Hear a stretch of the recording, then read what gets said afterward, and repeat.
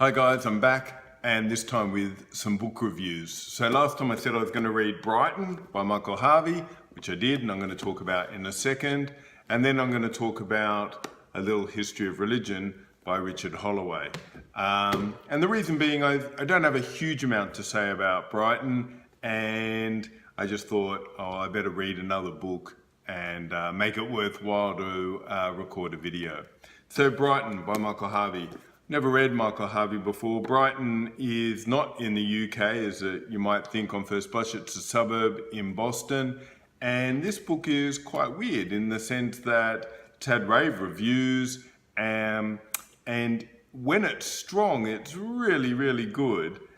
When it's weak, it's really bad. And that's kind of odd. You kind of expect more just average across the board, or really good or really bad. So it's the story, it's set goes back like 30 years. Brighton is like a working class, white Irish suburb in Boston. I love anything set in Boston, and he really nails what it would be like to grow up in that suburb and to revisit it now where it's kind of going through gentrification. And it'll come as no surprise, Michael Harvey grew up in that area.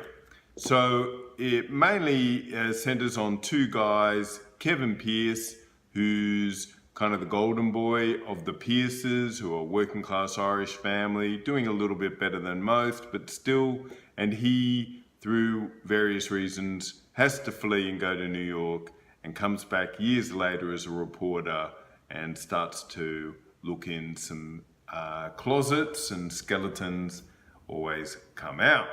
Now the other interesting character is his best friend till he leaves, and his name is Bobby Scales. Now Bobby Scales is the best character in the whole thing because Bobby Scales is always one step ahead of everyone, and he ends up being like the local bookie in the area, and he kind of, even as a kid, kind of knows the game. Now I grew up in King's Cross in Sydney. My grandfather was an SP bookie. I worked for him. At 13 I started doing the sheets where you list all the races and all the horses or greyhounds. And I grew up in that world where, you need to be thinking one step ahead because people are out there to take what you have. And not that we're in any violent gang wars or anything, but certainly, money was stolen. You're a bookie, you got a lot of money. So you had to watch what you were doing. So I grew up in that kind of world where you just couldn't relax and walk along the street. You had to know, where everybody was. And so I think Harvey really nails that world. And those two characters and all their interactions are great.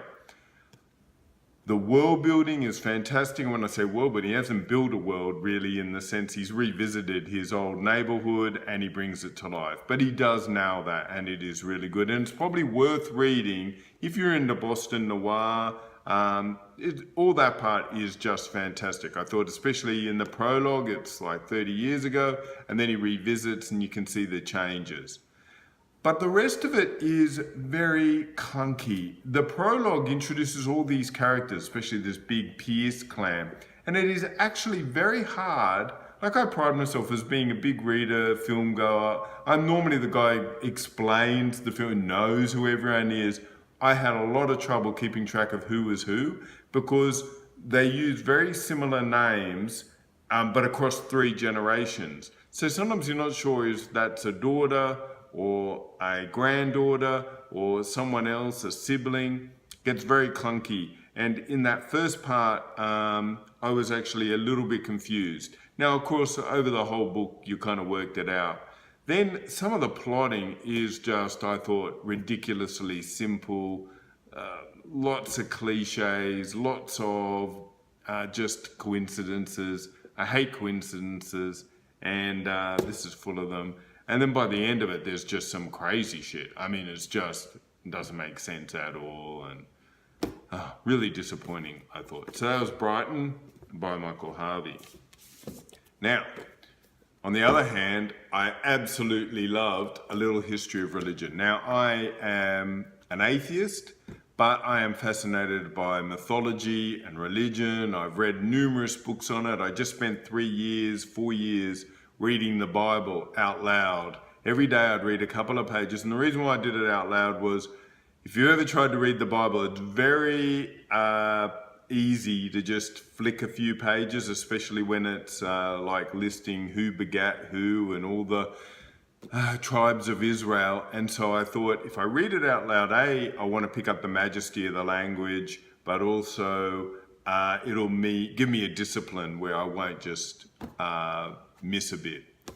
And actually now I'm reading the Quran, both study editions, annotated. You learn a lot more that way.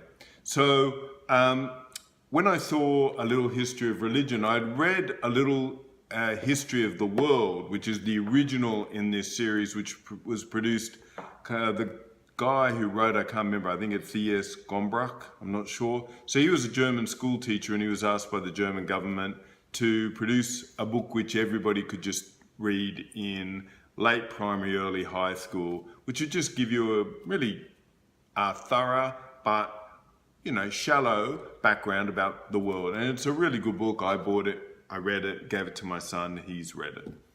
So this one, when I saw it, I thought this will be interesting to see how they handle this. And I think this is absolutely fantastic. It comes in at just around 200 pages. The writing is in that style of the school book. So it's very simple to read. Anyone could read it. And what I love about it is, because it's, shall we say, a shallow book, in the sense that he has to cover so much material that he plots a path and then just gives you really an ampule of wisdom about each religion. And he finds little links so that he can tell. A little bit chronological is definitely the trend, but also he'll try to teach you about prophets, because that way he can take you from Abraham in the Old Testament to Jesus Christ in the New Testament to Muhammad of the Quran, but then he'll flip back and forth through Asia and the other major religions, because then he will show how ideas originating in the East are then incorporated into what we mainly call the old book religions of Abraham and Torah, because of course the Jews end up trapped in Babylon for 500 years or what it is, and those ideas get incorporated mainly then into the New Testament. So it's a really interesting book. The other thing I want to say is, I've read a lot of books on religion and I still learn a lot. This book has, for instance, the best description and explanation of the Holy Trinity. Now, I was baptized Catholic, my family are Catholic, and all these years, even though I've read all these books, I never really could quite get the concept of what the Holy Trinity means. And this book takes you through it, and it's a very simple kind of way of showing that there's God, the old God, who is the God of creation. Then you have Jesus Christ, who is humanity, who is the divine made man. And then you have the Holy Spirit. And I never could quite get the Holy Spirit. And he explains the Holy Spirit is the future of the spiritual life of man. I never really got that concept. And it was really deftly done. Also, the part about Muhammad and Islam. He doesn't really talk about Muhammad per se, but he talks about how he was the last prophet, how he really thought he was going to get flocked to by the Jews and Christians because he was in that tradition, and how it all kind of fell away and he had to change who his audience was. Also, it's very interesting in that it tracks all the way up to the recent religions like the Mormons, Scientology, and even that, where I've read whole books on Scientology because I just find that absolutely fascinating. This guy, even then, was still able to just point out little things that I didn't quite have. This is a book, you could read this, put it down, and I think pick it up in 5 years, read again, and you would retain like 40% of it, and you'd still get another 10%. It's the same with history books. I find, even though I've got like a stack of history books of the world, every time I read them, I learn something new or I remember something that I've forgotten. So I really can't speak highly enough about this book. It's a great read and also be a great gift if you knew someone who was interested in those kind of things. So, next time, I have just begun reading City of Brass, and I'm going to try Essay Chakraborty. And I don't know why I said that, like with that accent, but this has got great reviews as new kind of, I don't say fantasy, it's kind of fantastical fiction. It's set in, well, I've only read the first like 20 pages. Set in Cairo in the 1800s. Napoleonic French have been through. It's been carved up by the Ottomans. And you're introduced to a character called Nari. And it's quite obvious there's something a little bit more to her. And the book alludes to really that world of Aladdin, but maybe for adults, you know, where jinns and demons are real, and, you know, sometimes maybe the best thing is not to get what you wished for. I'm looking forward to this. I think it'll be a lot of fun. So that's it for today. Movies will be back with a lot of kids' films are all coming out for the school holidays, so I'll be looking at those.